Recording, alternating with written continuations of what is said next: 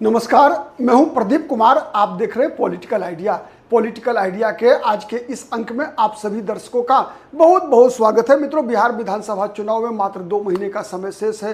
हर राजनीतिक दल अपनी अपनी रणनीति को अंतिम धार देने में लगातार लगी हुई है। वहीं इसी क्रम में भारतीय जनता पार्टी के अंदर कई राजपूत नेताओं की नाराजगी क्या गुल खिलाएगी, ये एक बड़ा सवाल है। आपसे भी आग्रह है कि आपको क्या लगता है कि भारतीय जनता पार्टी में जिस प्रकार से राजपूत नेता लगातार नाराज चल रहे हैं, चाहे वो राजीव प्रताप रूढ़ी हो, चाहे वो अभी राजकुमार सिंह हो, आरके सिंह जो कि आरा के पूर्व सांसद हैं, केंद्र में ऊर्जा मंत्री थे, लगातार उनकी नाराजगी निकल कर आ रही है।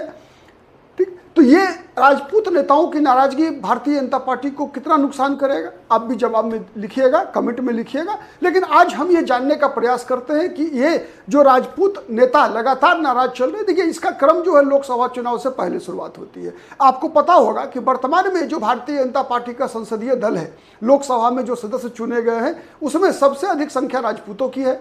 भारतीय जनता पार्टी की तरफ से अगर आप देखेंगे तो कई वरिष्ठ राजपूत नेता जो है भारत एक तरह से सांसद हैं। राधा मोहन सिंह, मुझे लगता है कि शायद भारतीय जनता पार्टी का बिहार में से जितने भी सांसद हैं उसमें सबसे वरिष्ठ हैं राधा मोहन सिंह।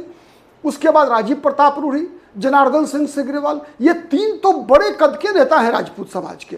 ठीक है, और चूंकि बीजेपी के बिहार में 12 सांसद हैं और जनता दल यूनाइटेड से भी राजपूत एमपी चुनाव जीतकर पहुंचे हैं, लेकिन किसी को मंत्री नहीं बनाया गया। एक सबसे बड़ा फैक्टर है। दूसरा बड़ा फैक्टर राजपूत की नाराजगी का, आपको याद होगा लोकसभा चुनाव के दौरान पवन सिंह फैक्टर ने कम से कम बीजेपी के आरा राजकुमार सिंह का हारना, उसके बाद बीजेपी के जो उम्मीदवार थे औरंगाबाद में सुशील कुमार सिंह का भी हारना, ये 2 लोकसभा चुनाव सीट जो इस बार बीजेपी हारी है।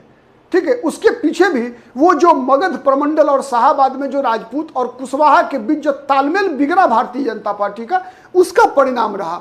और उसके बाद लगातार जिस प्रकार की बयानबाजियां हुई, ठीक है, कई बार पवन सिंह को टिकट जब कटा पवन सिंह का, उसके कारण भी बीजेपी के खिलाफ राजपूतों में नाराजगी थी। और फिर उसकी प्रतिक्रिया जब कुशवाहा समाज के अंदर हुआ तो फिर तो कहावत है कि ना माया मिली ना राम, ना बीजेपी को कुशवाहा का वोट भी कट गया और कई लोकसभा क्षेत्रों में राजपूतों का वोट भी कट गया। और अब मंत्री नहीं बनाना केंद्र में, लगभग हर प्रमुख जाति के मंत्री हैं। भूमिहार समाज से मंत्री हैं, ब्राह्मण जाति से मंत्री है, यादव से मंत्री हैं, ठीक है, कुर्मी ललन सिंह हैं मंत्री, अति पिछड़ा वर्ग से मंत्री हैं, मल्लाह समाज से मंत्री हैं, केंद्र में शेड्यूल कास्ट से मंत्री हैं, 2 मंत्री हैं, जीतन राम मांझी, चिराग पासवान बड़े मंत्री हैं। लेकिन राजपूत जो प्रमुख जाति है बिहार में, और ये जाति ऐसी है जिसकी कि विनिंग कैपेसिटी, विनेबिलिटी सबसे ज्यादा है। आप देखेंगे तो जब आरजेडी मतलब एक प्रकार से माना जाता था सवर्ण विरोधी, तब भी आरजेडी से भी राजपूत चुनाव जीता करते थे।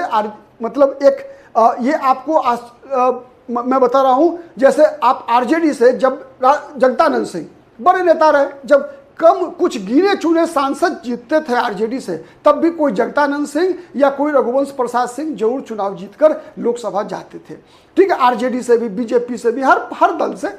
कांग्रेस की खैर इधर के दिनों में बहुत बुरी स्थिति रही, लेकिन जब कांग्रेस के अच्छे दिन थे तो फिर कांग्रेस से भी राजपूत की संख्या जो है अच्छी खासी हुआ करती थी। बिहार में मुख्यमंत्री के लिए भी बिहार में कांग्रेस के अंदर राजपूत और ब्राह्मण, यही 2 जाति से प्रायः मुख्यमंत्री हुआ करते थे। आपको याद होगा 80 से 90 का वह दौर जब कांग्रेस में डॉक्टर जगन्नाथ मिश्रा, चंद्रशेखर सिंह, बिंदेश्वरी दुबे, भागवत झा आजाद, सत्येंद्र नारायण सिंह, ऐसे लोग ही मुख्यमंत्री बना करते थे। तो ब्राह्मण को रिप्लेस होता था राजपूत से, राजपूत रिप्लेस होता था ब्राह्मण से। ये बिहार की परंपरा रही थी। आज़ादी के बाद भी पहला अगर सबसे वरिष्ठ मंत्री अगर कोई थे, अगर डॉक्टर श्री कृष्ण सिंह के मंत्रिमंडल में, ठीक है, तो वो थे अनुग्रह नारायण सिंह, बाबू अनुग्रह नारायण सिंह। ठीक, तो ये बिहार का एक राजपूत जाति का इतिहास है, राजनीतिक इतिहास है, काफ़ी गौरवशाली इतिहास है। और लगातार इधर देख रहे हैं आपकी ऐसा कहा जाता है कि राजीव प्रताप रूढ़ी को मंत्री नहीं बनाने के कारण राजीव प्रताप रूढ़ी नाराज थे।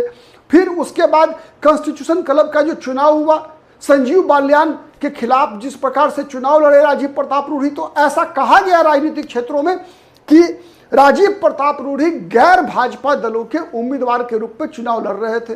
राहुल गांधी ने सबसे पहले बधाई देने वालों में राजीव प्रताप रूढ़ी की जीत पर, ठीक है, राहुल गांधी का नाम बड़ा नाम था जिसने राजीव प्रताप रूढ़ी को बधाई दिया। संजीव बालियान को माना गया कि संजीव बालियान अमित शाह के उम्मीदवार हैं और उनके खिलाफ जितने भी विपक्ष के लोग हैं सब कोई राजीव प्रताप रूढ़ी का समर्थन कर रहे हैं। मुख्य भूमिका से किनारे कर दिए गए हैं राजीव प्रताप रूढ़ी, तो एक प्रकार से राजीव प्रताप रूढ़ी की नाराजगी लगातार दिख रही है। साथ ही यह बात भी दिख रही है कि जो वरिष्ठतम नेता है बिहार में राधा मोहन सिंह, उनकी भी कहीं ना कहीं उपेक्षा हुई, ना संगठन में ना सरकार के अंदर उनको कोई महत्वपूर्ण स्थान है मिला हुआ है, ना पार्टी में ना सरकार में।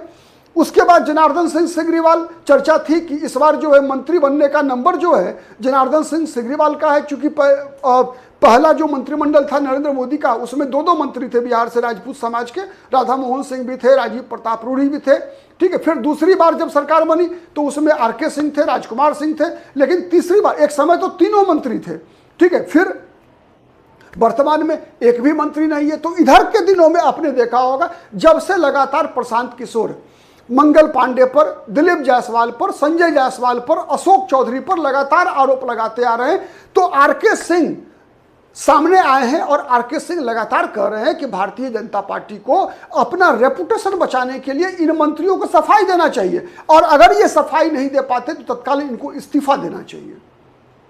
तो एक राजकुमार सिंह इस मामले में भी मुखर है, लगातार जो है मतलब भाजपा का केंद्रीय नेतृत्व चुप है, प्रदेश नेतृत्व पर तो आरोप ही है, दिलीप जायसवाल पर आरोप है, मंगल पांडे पर आरोप है, सम्राट चौधरी जो उप मुख्यमंत्री है उन पर भी गंभीर आरोप लगाया है प्रशांत किशोर ने। तो न कोई विश्वसनीय कोई सफाई आ रहा है बीजेपी के नेताओं की तरफ से, न राज्य स्तर पर तो सबके सब सने हुए हैं, तो केंद्रीय स्तर पर किसी नेता के द्वारा कोई सफाई नहीं आ रही है। वहीं इन लोगों पर बीजेपी का इतिहास की चर्चा करते हुए राजकुमार सिंह ने कहा कि बीजेपी की यह परंपरा रही है कि आरोप लगने के बाद आरोप मुक्त होने तक इन बड़े नेताओं को, जब आरोप गंभीर हैं तो इन लोगों को इस्तीफा दे देना चाहिए या फिर हर बात को पब्लिक डोमेन में रखना चाहिए।